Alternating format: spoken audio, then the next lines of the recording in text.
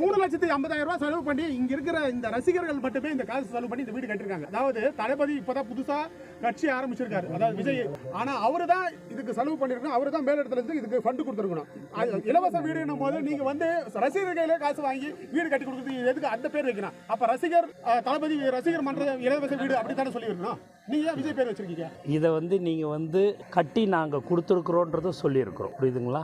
இது வந்து அவர் கொடுத்தாரா இவங்க செஞ்சாங்களான்றதை நாங்க சொல்ல. தளபதி விலையில்லா வீடு கட்டத்தின் கீழே நாங்க இதை கட்டி கொடுத்துருக்குறோம் என்பது இந்த நேரத்தில் தெரிஞ்சு. ரசிகர் மன்றத்தை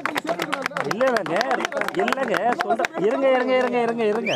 தளபதி விலையில்லா விருதக வீடு கட்டி கொடுக்குறோன்றதுன்றது பார்த்தீங்கன்னா நாங்கள் தளபதி பணம் கொடுக்குறாரா இல்லையான்றதெல்லாம் உங்களுக்கு தெரியுமா? சொல்லு, தெரியுமா?